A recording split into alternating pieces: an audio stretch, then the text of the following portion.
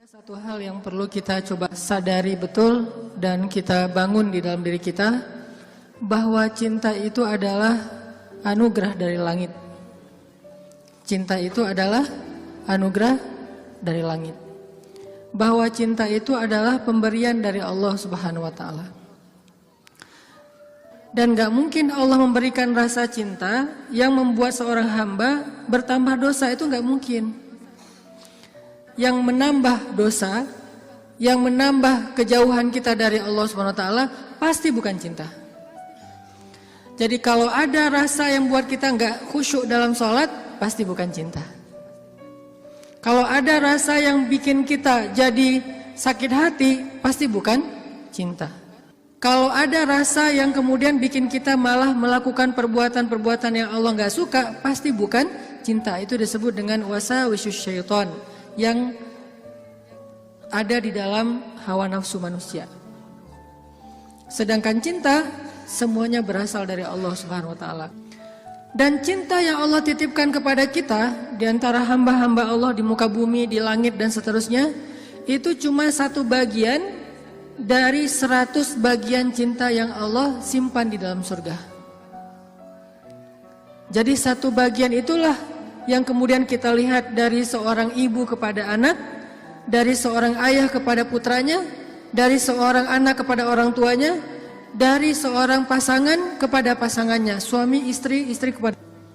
Satu bagian yang kemudian dibagi di antara hamba-hamba Allah yang sangat banyak, miliaran bahkan tidak terhitung. Cuman satu bagian. Satu bagian itu kita udah bisa ngelihat pengorbanan seorang suami yang luar biasa. Kayak misalnya teman-teman yang nge-follow Rumah Teduh Sabadiin, ada seorang anak ngerawat ibunya di detik-detik terakhir sebelum ibunya wafat. Dia bacain Yasin, dibacain Al-Quran, dia pijat-pijat ibunya, dia belai ibunya, dia penuhi semua hak ibunya. Dan ini adalah gambaran hanya partikel kecil dari satu bagian cinta yang Allah turunkan ke muka bumi.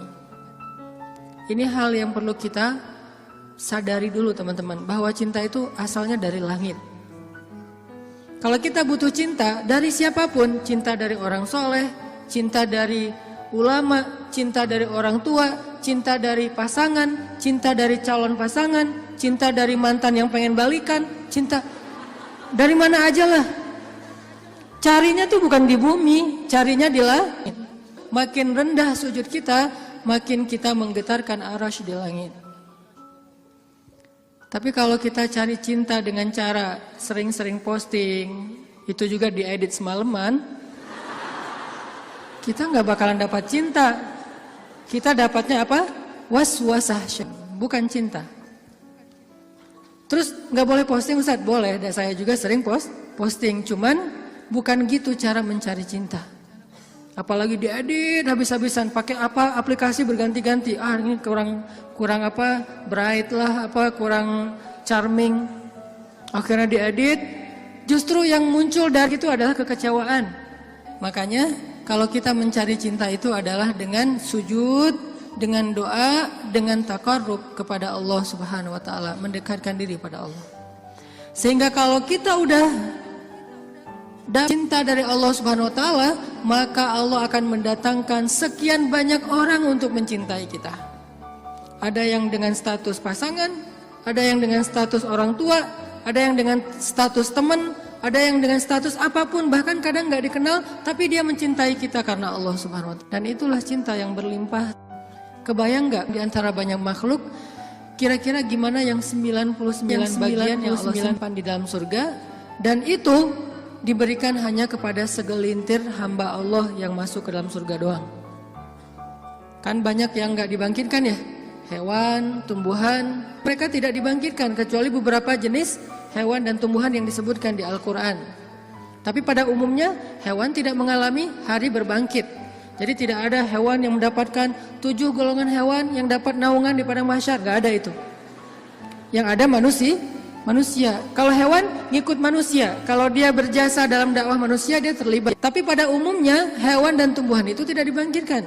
Padahal jumlahnya miliaran. Itu adalah satu cinta dibagi rata. Gimana 9 cinta dibagi kepada sedikit hamba Allah Subhanahu wa taala. Makanya Allah mengatakan di dalam surga itu la khaufun 'alaihim wa la hum yahzanun. Di surga itu tidak ada rasa takut, tidak ada rasa kecewa. Nggak ada lagi di surga itu adegan live group, itu udah nggak ada. Di surga itu nggak ada grup yang nge-live kita, kan lebih sakit ya, di live sama grup. Kalau kita nge-live grup masih mending, kalau grup yang nge-live kita, gimana caranya? Tiba-tiba grup sepi, nggak ada broadcast, nggak ada chat, ternyata mereka bikin grup baru, kita doang yang nggak di-invite. Itu di akhirat udah nggak ada di surga live group, di live sama grup. Di surga itu udah nggak ada bulian. Kenapa nggak ada bulian? Karena udah nggak ada jomblo. Selama masih ada jomblo, semangat nih kalau udah bab ya kayak gini. Saya bukan mau menzolimi teman-teman gara-gara sering ngebully jomblo. Enggak, saya nggak ngebully, saya cuma empati doang. Kasihan sih. Kasihan boleh ya? Sebagian doang, yang lain insya Allah gue mah asik-asik aja Ustadz sebagai single villa gitu ya, nggak masalah. Cuman ada sebagian yang mungkin masih berat menjadi seorang yang single, apalagi baru aja kemarin diputusinnya dengan bahasa yang nggak enak lah gitu. Kita adik kakak aja ya, kan nggak enak tuh. Tahu nggak teman-teman, ada cara mutusin yang lebih kejam dari itu. Kan yang biasa tuh kita temenan aja ya gitu ya, atau kita adik kakak aja. Ada nggak orang yang diputusin sama pasangannya, dibilang kamu tuh jadi ibu saya aja ya, kamu tuh seperti ibu buat saya? Ada. Dalam bahasa fikih disebut dengan zihar. Dalam bahasa saya disebut dengan diputusin dengan cara paling kejam. Di mana ayat zihar? Nanti coba teman-teman kita baca satu ayat aja di dalam surat Al-Mujadilah. Teman-teman bisa buka mushaf Al-Quran. Kita coba buka surat Al-Mujadilah, surat 58. Surat Al-Mujadilah ayat 1. Ini salah satu ayat diputusin di dalam Al-Quran. Dan diputusinnya dengan cara yang paling kejam menurut Al-Quran. Saking kejamnya Allah kasih semacam punishment buat yang mutusin, dengan cara harus berpuasa selama 2 bulan berturut-turut. Jadi kan kamu dan saya jadi anak sama ibu ya, berarti dia harus berpuasa 2 bulan berturut-turut. Kenapa? Kejam banget. Dan Khawlah bintu Sa'labah yang disebutkan di dalam ayat ini pernah digituin sama suaminya. Dulu ketika dia masih muda, suaminya meminang dia, menikahinya. Setelah Khawlah menjadi tua, suaminya kemudian jadi marah-marah kepada Khawlah dan mengatakan, pokoknya buat saya kamu itu seperti ibu. Ini bahasa zihar kalau dalam bahasa fikih. Atau diputusin kalau dalam bahasa kita. Diputusin oleh suami sendiri dengan kata-kata, kamu itu seperti ibu buat saya. Akhirnya Khawlah bintu Sa'labah sedih banget. Khawlah sedih luar biasa. Tapi dia penasaran, maksud kata-kata suami saya apa? Maksudnya saya udah haram buat dia selama-lamanya atau itu tidak berlaku? Akhirnya Khawlah datang kepada Rasul. Ya Rasulullah, dia japri Rasul. Dia bilang, ya Rasul, saya diginiin sama suami saya. Kata suami saya bahwa dia buat saya itu, saya seperti ibu bagi dia, di capture. Apakah ini berarti saya sudah haram buat suami saya ya Rasul? Kata Nabi, ya wahai Khawlah, sudah haram. Akhirnya Khawlah sedih banget. Cuman Khawlah kalau sedih gak mau pakai emotikon nangis kepada orang lain. Emotikon nangisnya hanya kepada Allah Subhanahu wa taala. Disebut dengan watashtaki ila, curhat kepada Allah. Dia tidak curhat perasaannya kepada makhluk. Kan curhat itu meluapkan isi hati dan perasaan ya, curahan hati. Artinya dia gak mau mengekspresikan perasaan senang dan sedihnya kepada manusia. Kalau perlu bikin emotikon yang khas atau beli emotikon, dapat hadiah emotikon khusus, emotikon melo dari teman-teman. Dia nggak mau mengekspresikan kesedihan dia kepada manusia. Biar yang tahu kesedihan dia cuma 2, Allah kemudian pasangannya yang halal. Orang lain nggak tahu kalau dia sedih. Orang lain nggak tahu kalau dia sedang dalam keadaan terbeban. Nggak ada yang tahu. Sampai ibunya aja nggak tahu. Ayahnya aja nggak tahu, temennya nggak tahu, gengnya tuh nggak tahu, geng SMP, SMA, SD nggak ada yang tahu. Sehingga satu-satunya yang tahu perasaan Khawlah yang luar biasa terpukul, terlukanya luar biasa, cuman Allah Subhanahu Wa Taala.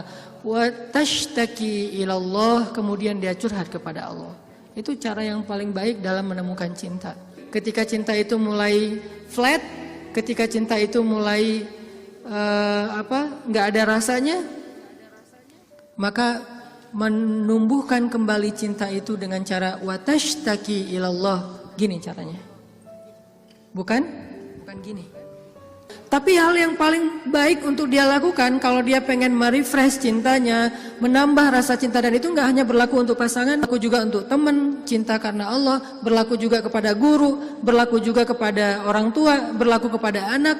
Kalau kita ngerasa cinta kita mulai garing nih, mulai rasanya tuh hambar, maka yang kita lakukan watashtaki ilallah, minta kepada Allah Subhanahu wa taala. Karena dialah yang Allah titipkan, yang Allah kirimkan dalam hidup kita untuk kita luahkan semua rasa, rasa bahagia, rasa cinta, rasa sedih, rasa kecewa, semua ke dia, bukan ke orang lain. Kalau kita punya pasangan tapi rasa itu diungkapkan kepada orang lain, maka kita mencurangi pasangan kita. Kita punya pasangan tapi curhatnya ke orang, jadilah TTM ya. Ini berarti kita curang, nggak fair sama pasangan kita. Toh kita juga nggak mau digituin oleh pasangan kita kan? Terus apa yang harus kita lakukan? Kalau kita ngerasa pasangan kita nggak pengertian, ada zat yang maha pengertian untuk kita curhat kepadanya. Kenapa harus orang lain? Dan Allah nggak akan pernah ngebocorin curhat kita ke siapa-siapa, teman-teman. Allah sebaik-baik penjaga rahasia. Dan Allah seneng banget dengar curhat kita. Beda dengan orang. Kalau orang teman siapa gitu dengar curhat kita, misalnya kita telepon. Kita telepon di loudspeaker sama dia, ditaruh di meja, terus dia ngapa-ngapain ya? Kita ngomong panjang lebar, pas udah lama nggak dapat respon, kita nanya, kamu dengar nggak sih? Dia langsung lari. Ada yang lebih parah lagi tuh, bukan cuma di loudspeaker, kita baru mulai curhat, dia balik curhat. Aku habis dimarahin sama suami aku. Wah, laki-laki itu emang kayak gitu. Gue juga tiap hari dimarahin. Tahu nggak gimana cara dimarahin? Panjang tuh. Akhirnya malah dia yang curhat. Kita curhat, dia jadi dapat banyak info, akhirnya dia nikung. Oh, parah banget ya. Pernah ditikung sama teman curhat? Ada sahabat Nabi yang pernah ditikung. Ditikung fisabilillah.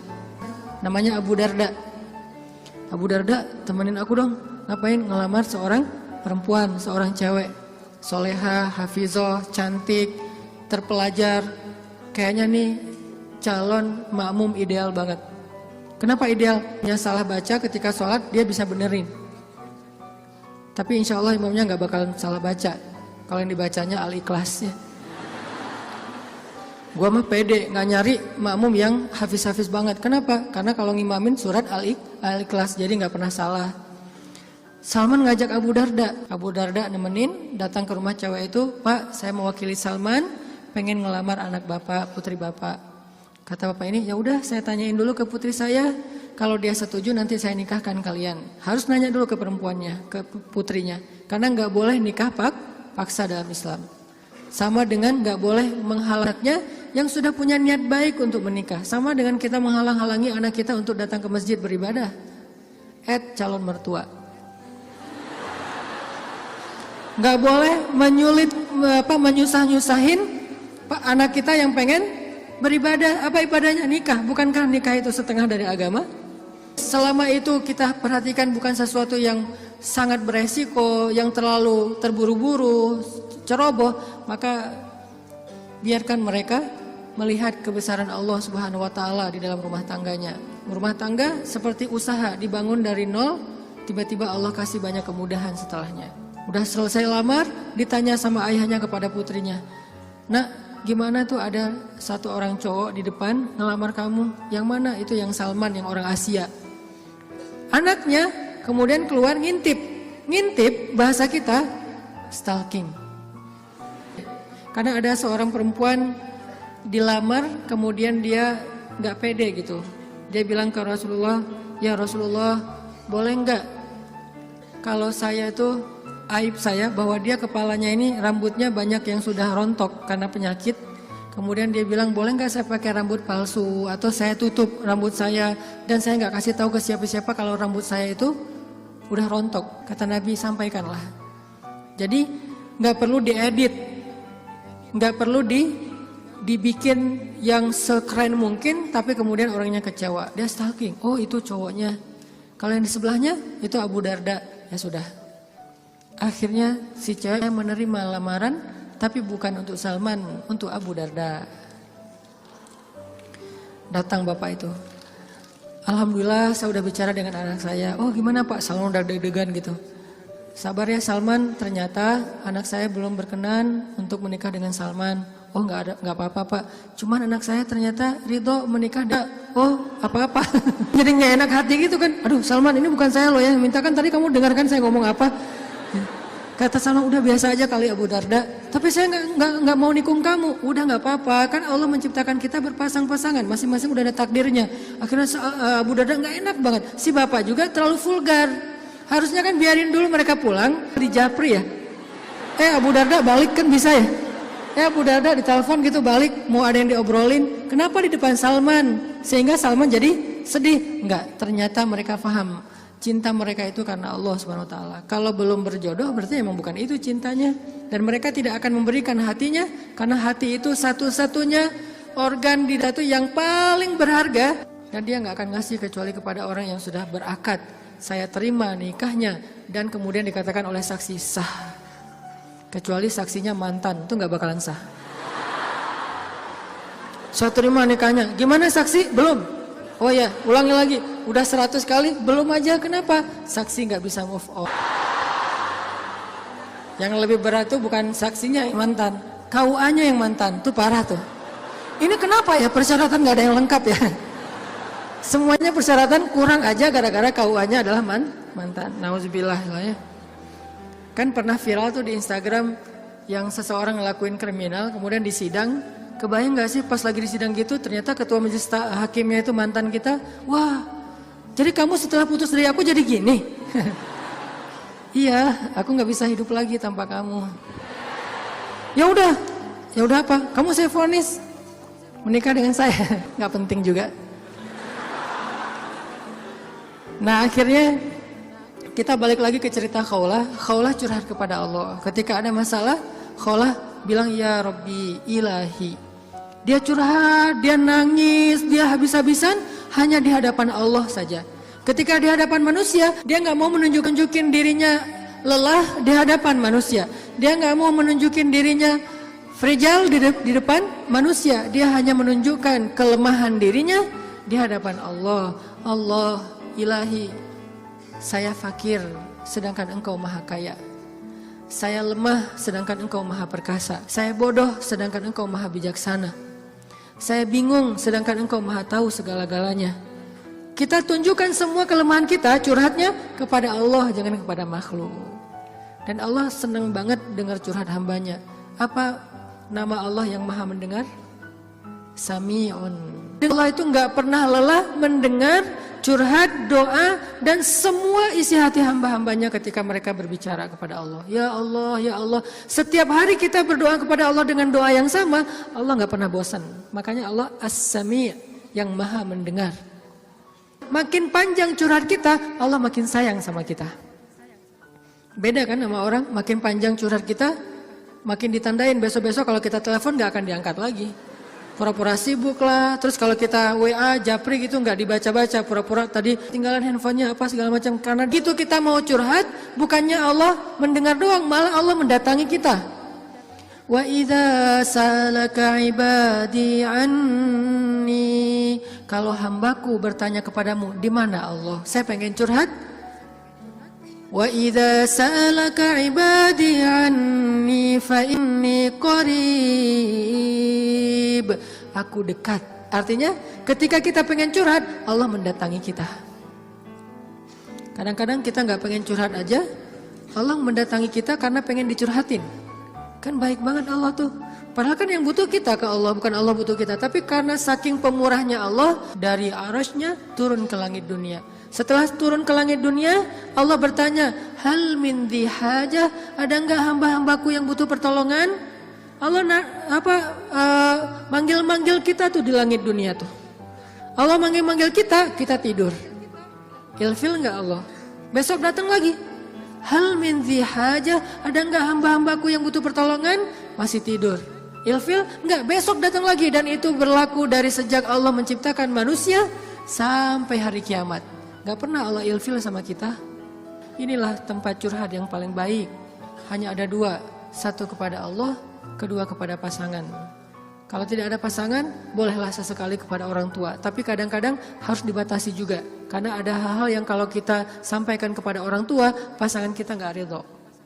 Ketika kita ngomongin ke ibu kita, mungkin pasangan kita menjadi malu karenanya. Masalah nafkah mungkin. Kan itu harga diri suami banget ya. Kalau seorang istri kemudian curhat ke ibunya, ya AA ngasihnya kurang terus setiap bulan. Kan dia jadi malu nih. Ada hal-hal yang suaminya akan malu dan gak rela.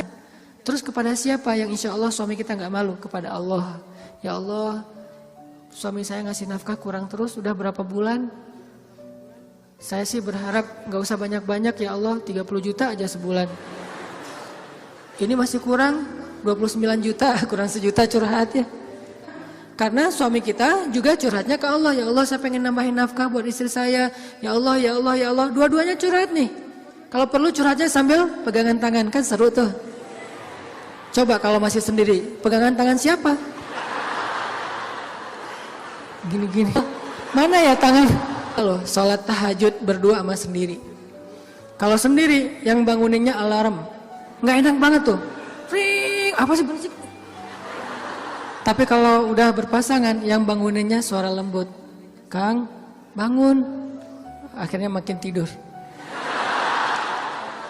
Ini tapi bukan fikih ya. Ini iseng-isengan saya doang nanya ke istri saya. Yang.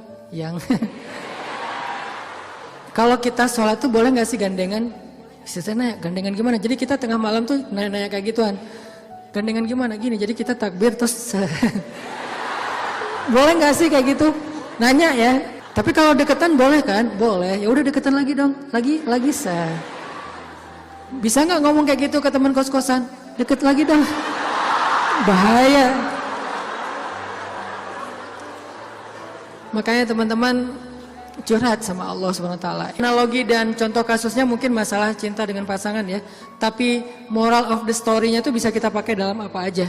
Karena kita punya masalah bukan cuma dengan pasangan, bukan cuma dengan teman, tapi kita punya masalah dalam pekerjaan, dalam apa aja. Pokoknya mau curhat ke langit. Karena Allah selalu menunggu kita curhat. Yang di seluruh bumi juga makhluk-makhluk Allah selain jin dan manusia setiap hari berdoa kepada Allah. Masa kita nggak mau berdoa? Kulla yaumin huwa fi sya'n wa la ya'uduhu hifdzuhuma. Curhat sama Allah. Akhirnya Khawlah udah selesai datang ke Nabi. Kalau bahasa kita kayak ngejapri ke Nabi gitu. Nabi bilang, kamu sama suami kamu sudah haram selama-lamanya. Karena zihar itu adalah tradisi Arab jahiliyah. Kamu buat saya seperti ibu. Itu tradisi Arab jahiliyah yang gak baik banget. Sangat-sangat tidak adil kepada perempuan. Jadi ini salah satu ayat bukti bahwa Al-Quran itu benar-benar turun untuk mengangkat kehormatan perempuan. Karena tradisi Arab jahiliyah, kalau dia udah mulai bosan sama istrinya, langsung dia ceraikan seumur hidup. Kenapa seumur hidup? Biar gak dapat waris, biar gak ada tanggung jawab apa-apa, nafkah segala macam. Kan curang banget kan? Dinikahi ketika muda, pas udah tua diceraikan tanpa ada harapan warisan dan nafkah lagi selama-lamanya. Ternyata Khawlah gak berhenti dengan bertanya kepada Nabi doang. Dia minta kepada Allah. Tadinya gak ada loh fikih zihar di dalam Islam tuh gak ada. Gak ada syariat hukum tentang bab zihar di dalam Islam. Baru ada setelah Khawlah curhat.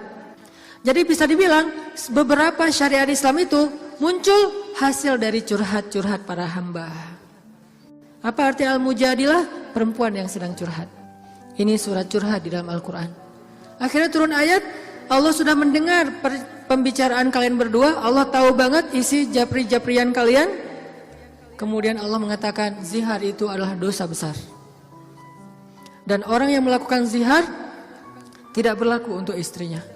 Tapi dia wajib menebus dosa itu dengan cara berpuasa 2 bulan berturut-turut. Suami dari Khawlah orang yang sudah sangat tua. Nabi panggil dia ke sini. Akhirnya sahabat nyari-nyari dia, dipanggil ke rumah Nabi. Kemudian Nabi mengatakan, sudah turun ayat tentang masalah kamu dengan Khawlah. Allah nggak redha dengan apa yang kamu lakukan kepada Khawlah. Akhirnya dia dimarahin sama Nabi. Kemudian Nabi mengatakan, ya Rasulullah, saya sadar, saya insaf, saya taubat. Terus gimana menebusnya ya Rasul? Kata Nabi, berpuasalah 2 bulan berturut-turut. Dia bingung. Rasul, saya ini laki-laki yang sudah tua. Jangankan 2 bulan berturut-turut, sehari aja batal. Gak boleh batal sehari aja, gak boleh. Kalau batal sehari, gak bisa besok dilanjutkan, gak bisa. Langsung mulai dari nol. Ya Rasul, saya puasa sehari aja gak kuat, gimana 2 bulan? Rasul mengelus dada kemudian mengatakan, ya udah kalau gitu beri makan 60 orang miskin. Ya Rasul, gak ada orang yang lebih miskin di daerah sini daripada saya. Akhirnya Nabi ngambil beberapa karung korma, dikasih ke dia, ngasih makan ini untuk keluargamu. Ini juga menjadi dalil gimana Islam itu agama yang sangat-sangat toleran. Allah pengen memudahkan kalian, Allah nggak pengen menyusahkan kalian. Semua syariat Islam itu adalah memudahkan kita, nggak ada yang menyusahkan kita. Semua syariat Islam itu gampang, simple, mudah, nggak ada yang susah. Salah satunya adalah menikah, itu mudah banget. Mana Ustadz? Buktinya masih banyak yang masih single. Berarti bukan Allah yang menyusahkan pernikahan, calon mertua tuh. Nah Allah mah memudahkan kan ya. Bayangin pernikahan itu kan simple ya. Akad nikah sederhana kan. Yang cuman saya nikahkan putri saya terima putri bapak dengan mahar sekian dibayar tunai, sah.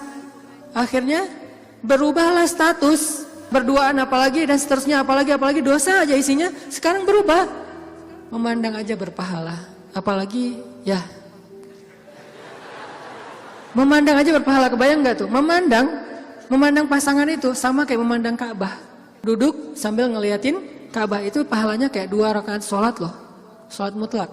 Berarti memandang istri yang lagi rempong sama dengan 2 rakaat sholat mutlak. Baru memandang gimana menyentuh, gimana mengecup keningnya, gimana memeluknya, gimana dan gimana. Ibadah sholat mudah banget, gak bisa berdiri, duduk. Gak bisa duduk, berbaring. Gak bisa sholat tepat waktu, dijamak. Gak bisa menjamak, dikosor, dikodok. Kenapa dikodok? Soalnya ketiduran. Yang penting jangan istiqomah. Masa mengkodok istiqomah ya? Jam 9 pagi, sholat apa itu? Kodok subuh. Sekalian dijamak dengan duha. Istiqomah, udah setahun kayak gitu. Nah ini. Kayak misalnya kita pulang malam, belum isya nih. Tadi pas isya, pas lagi di jalan macet-macetan, sampai di rumah capek banget, mandi segala macam, makan, akhirnya ketiduran. Lupa kalau kita belum salat isya, bangun-bangun subuh, oh iya ya semalam saya belum isya. Gak apa-apa, lakukan ketika kita ingat. Karena itu lupa atau gak sadar atau gak tahu ilmunya. Balik lagi, akhirnya Allah turunkan ayat untuk ngebela Khawlah bintu Sa'labah. Kenapa? Curhat kepada Allah. Jadi butuh cinta, butuh ditambahkan rasa cinta, butuh diharmoniskan perasaan cintanya, minta kepada Allah karena cinta itu dari Allah Subhanahu wa taala, bukan dari makhluk. Hati kita itu ada di antara jemarinya Allah, ada di dalam genggamannya Allah. Kadang-kadang kita sendiri nggak berkuasa untuk nolak apa yang diinginkan oleh hati kita sendiri loh. Dan saya ngebuktiin banget, saya sering bilang saya itu bukan tipe istri saya banget. Ada 4 hal yang istri saya nggak mau, 4-4-nya ada di saya. Ketika sebelum ketemu saya, pokoknya saya nggak mau ini. Aduh, nggak mau banget deh, nggak banget deh. Makanya jangan gampang nyumpahin ya. Nanti malah dikasih seperti yang kita sebutin. 4 hal yang saya nggak pengen banget ada suami saya yang 4 ini. Ternyata pada diri saya ada 4-4-nya. Ya Allah, tundukkanlah hatinya untukku, Ditundukkan. Kok saya nggak bisa nolak kamu? Ya. Kuat-kuatan doa kan? Dia berdoa, ya Allah please jangan orang itu. Ya Allah please yang dia. Kuat-kuatan doa. Ya Allah jangan orang itu please, jangan orang itu. Ya Allah please dia aja, jangan yang lain. Ustadz dilawan ya. Doa. Jadi minta sama Allah itu gampang banget loh. Hidup kita tuh cuma masalahnya cuma gini doang. Buat saya hidup saya itu modalnya bukan duit, bukan teman, walaupun itu semuanya penting dan berharga, tapi modal paling penting dalam hidup saya itu ini. Makanya saya nggak mau sama sekali menggadaikan doa dengan makanan yang syubhat dan haram, nggak mau saya. Misalnya jalan ke luar negeri kayak kemarin New Zealand, Jepang yang bukan yang muslimnya minoritas kan susah nyari makanan halal tuh. Mending lapar daripada saya akhirnya mencari-cari alasan, ini kan darurat kan udah nggak ada pilihan segala macam. Ini kan makannya ikan tapi kan satu minyak dengan makanan yang nggak halal. KFC kalau di luar negeri itu halal. Mungkin kalau di Singapura McD KFC-nya udah ada label halal. Tapi kalau di beberapa negara yang lain nggak ada label halal. Walaupun ayam kan bukan babi Ustaz, bukan pork. Tapi kan dia nggak disembelih dengan nama Allah. Saya nggak mau. Pengen ngerasain gimana ya rasanya ayam goreng di mana gitu, ayam kriuk di mana, beda dengan di Indonesia. Tapi kan itu bahayanya bukan masalah hal haram, menggadaikan doa kita. Begitu kita makan, kenyangnya cuma sebentar, nanti juga udah lapar lagi, tapi doa kita ditolak 40 hari 40 malam. Dimana kalau pas lagi di luar negeri, terus kita ada masalah di imigrasi, pas di bandara, kita berdoa gimana cara Allah akan mengabulkan. Kenapa? Modal kita dalam hidup tuh doa banget tuh. Saya ngerasa banget banyak keajaiban dalam hidup gara-gara berdoa. Bukan berarti saya udah soleh ya, bukan. Allah yang maha baik. Minta, ya Allah saya lagi butuh ini. Jadi duit kita teman-teman ada di sisi Allah. Jadi gak usah khawatir, tinggal minta. Teman-teman khawatir gak nyimpan duit di bank? Gak khawatir kan? Uang ada di bank 1M. Tenang kan? Kenapa kok tenang nitip uang 1M kepada manusia, tapi gak tenang menitipkan harta itu kepada Allah? Ini gak fair nih imannya nih. Kalau Allah lebih dahsyat daripada kartu dan buku rekening apa? Allah tidak pernah ingkar janji. La yukhliful mi'ad. Allah lah yang memberi kalian rezeki. Allah lah yang menjamin untuk kalian hidup. Sehingga buat saya pribadi, saya tuh orang kaya. Uangnya di mana Ustaz? Di Allah. Saya tuh orang kaya, punya banyak aset. Mana asetnya? Allah yang tahu. Saya nggak tahu, tapi Allah tahu.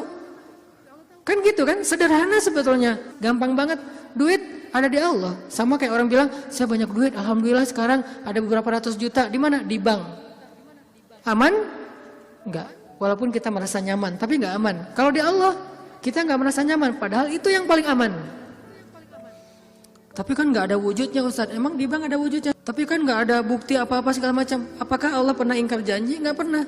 Tapi nariknya gimana Ustaz? Kalau ke bank kita tinggal datang ke tellernya, kita minta. Kalau ke Allah lebih gampang, nggak perlu macet-macetan ke teller, nggak perlu ngambil nomor antri, tinggal gini doang. Lebih mudah. Nggak ada tapi untuk Allah. Tapi itu hanya berlaku buat kita. Sebaik apapun kita ada tapinya. Tapi kan dia juga manusia. Minimal.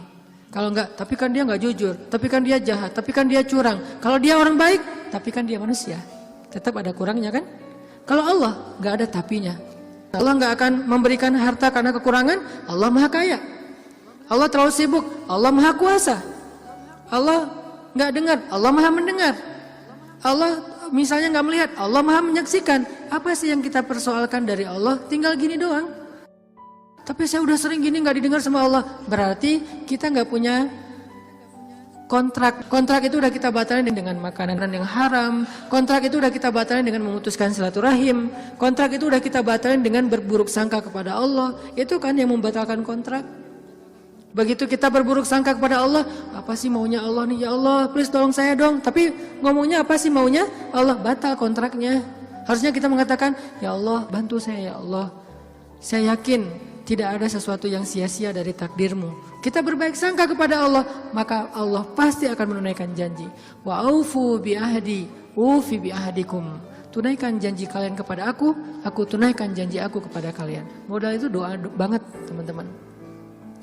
Doa banget. Cinta, mau dapat sahabat, mau dapat pasangan, mau dapat kasih sayang orang tua, mau dapat doa dari orang-orang soleh, mau dapat rezeki yang berkah, mau dapat terutama cinta dari Allah. Caranya adalah menengadahlah ke langit, bukan ke bumi.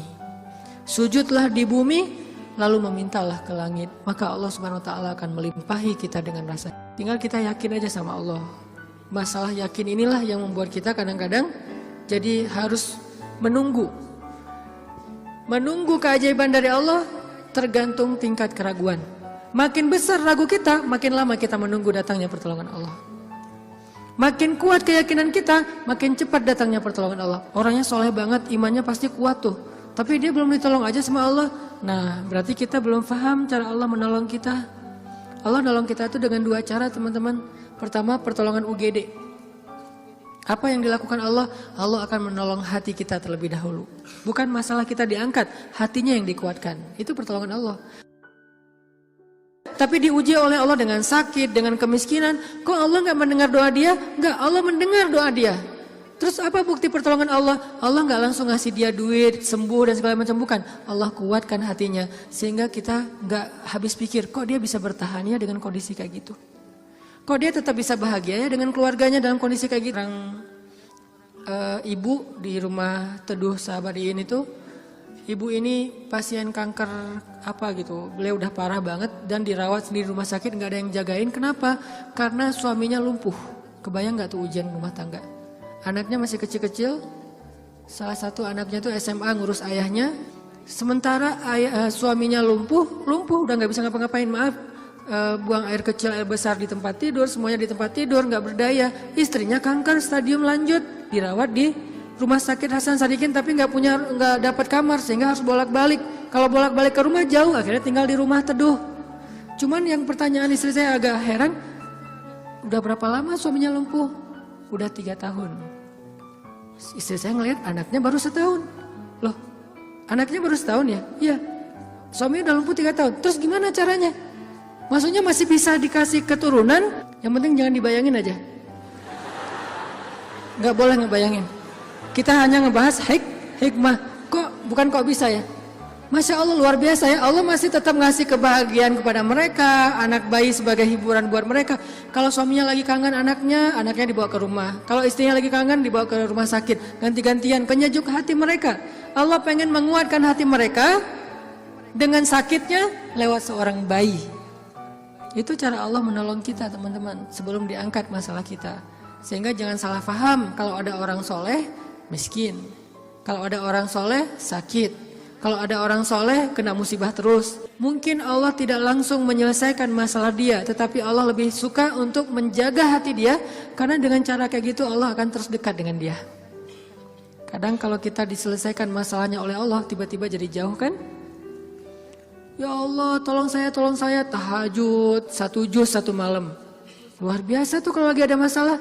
Satu masalah selesai gak usah tahajud. Sholat aja dijamak lagi tuh tadi. Maghrib dijamak dengan isya, zuhur dijamak dengan asar, subuh dijamak dengan duha. Jadi sehari menjamak 3 kali sholat. Kenapa? Udah gak ngerasa butuh sama Allah. Allah tahu itu. Makanya nih kayaknya hambaku nih kalau aku tolong nanti jauh lagi. Sementara aku kangen. Kan tetap happy, tetap bahagia. Yang gak bahagia itu orang yang lihat. Yang justru gak tega itu yang ngelihat, yang ngerasain. Biasa-biasa aja. Saya kadang-kadang gak habis pikir dengan beberapa orang teman saya, soleh banget, hidupnya tuh susah banget. Kerjaannya gak jelas, penghasilannya gak seberapa, anaknya banyak, dan sering nunggak gitu di sekolah teh. Tapi saya lihat keluarganya, anak-anaknya senyum-senyum semuanya, pada hafal Al-Quran, suami istri akur, segala macam. Kok mereka bisa bahagia dengan modal hidup yang cuma segitu, sementara ada keluarga lain yang modal hidupnya berlimpah tapi gak bahagia. Karena yang ini ditolong hatinya, yang itu tidak ditolong hatinya. Minta aja sama Allah, apapun masalah kita. Apalagi cuma masalah perasaan hati. Allah bolak-balikan hati sesuka Allah. Gampang banget buat Allah. Kadang-kadang yang saya cerita, ketika kita terbesit dalam hati aja Allah wujudkan kan. Kayak ada seorang ibu di Dumai, cuman terbesit di hati gak ngomong loh. Tiba-tiba saya kepikiran, pengen ke Dumai Kenapa Ustaz? Gak tahu, pengen aja ke Dumai. Akhirnya kita ngumpulin tuh daftar yang ngundang di seluruh Indonesia, terus kita yang nentuin mau kemana. Ke Dumai Akhirnya nentuin beli tiket ke Dumai, walaupun sebetulnya jadwalnya tuh rush banget loh. Jadi jadwalnya tuh sangat padat, tapi bela-belain ke Dumai. Kenapa? Allah yang menuntun hati saya, menggerakkan hati saya untuk datang ke Dumai. Begitu saya sampai di Dumai, ternyata Allah men-setting beliau yang menjemput kita di bandara, lalu satu mobil, kata beliau, inilah batin saya sebulan yang lalu. Allah ngasih bukan cuma di sebuah taklim, satu mobil bisa curhat masalahnya. Bukan saya soleh, bukan, dianya yang solehah. Allah yang maha baik. Dan kita bisa banget. Jadi kalau orang bisa datang ke kita lewat doa, berarti jodoh juga bisa datang ke kita lewat doa. Tinggal kuat-kuatin aja doanya kayak tadi. Saya pernah satu raudhah dengan seorang calon pejabat ya. satu raudhah, dia lagi umroh, saya juga lagi umroh. Kita satu karpet hijau tuh raudhah. Kebenaran saya tahu beliau dan gak setuju dia menjabat karena banyak mudaratnya daripada manfaat. Dan saya tahu karena mau menjabat waktu itu, dan saya tebak-tebak aja nih kayaknya doanya supaya dia dipilih nih. Dia doa di sebelah saya juga doa di sebelah dia. Saya doanya pas dengerin kayaknya khusyuk banget doanya, nangis-nangis itu. Ya Allah, tolong jangan kabulkan doa orang di sebelah. Karena mudaratnya lebih banyak, saya nggak rela banget dia yang berkuasa karena bahaya banget. Jelas doa itu yang paling luar biasa. Sama kayak kita menjalani hidup, ada masalah dikit tinggal gini kan. Sama kayak kita ada asuransi, ada masalah dikit tinggal klaim. Cuman ngeklaim asuransi kan lama nih. Kita harus bayar 200.000 dulu, kita harus ada prosesnya dulu. Kalau ke Allah, kenapa kita ngeluh? Kok lama banget ya Allah, kok lama banget? Enggak, kalau kita yakin akad kita dengan Allah di sini. Makin kuat di sini, makin cepat Allah menolong kita, dan itu ajaib banget. Saya nolak kalau misalnya Allah mau mendatangkan sesuatu dalam hidup saya, gimana pun ditolak tetap akan datang. Tetap akan ketemu. Alam yajidka yatiman fa'awah wa wajadaka dhallan fahada wa wajadaka ailan fa'aghna. Itu yang jadi modal kita. Bukankah dulu kita pernah ngalamin masa-masa sendiri kemudian Allah beri kita keluarga, masa-masa ketika kita bingung Allah beri kita petunjuk. Fa'ammal yatima fala taqhar wa ammas sa'ila fala tanhar wa amma bi ni'mati rabbika fahaddis. Apa maksud wa amma bi ni'mati rabbika fahaddis? Nikmat Tuhanmu itu dibicarakan. Maksudnya apa? Untuk membuat kita makin yakin sama Allah. Ya, dulu kan Allah pernah nolong kita. Dulu kita pernah lapar, Allah yang beri kita makan. Dulu kita pernah bingung di sebuah kota mau kemana, Allah kasih kita tempat tinggal. Dulu kita pernah bingung sendiri, Allah kesepian sendiri, Allah kasih kita keluarga. Itu yang dibahas untuk tajdidul iman, memperkuat iman kita kepada Allah Subhanahu wa taala. Jadi kesimpulannya teman-teman, bahwa kita butuh apa aja mintalah sama Allah, termasuk cinta. Jangan begging kepada manusia, karena itu akan menjatuhkan harga diri kita. Kalau mau begging, mengemislah kepada Allah Subhanahu wa taala. Makin kita mengemis kepada Allah, makin Allah angkat derajat kita. Makin mengemis makin mulia. Kalau ke manusia makin mengemis makin hina. Mudah-mudahan ini menjadi booster buat kita, bukan hanya dalam masalah pernikahan, tapi juga dalam semua masalah hidup kita. Dan la tahzan, innallaha ma'ana. Gak usah khawatir, jangan sedih, jangan putus asa. Allah itu selalu bersama kita. Kenapa kita tidak mengandalkan ini dalam hidup kita?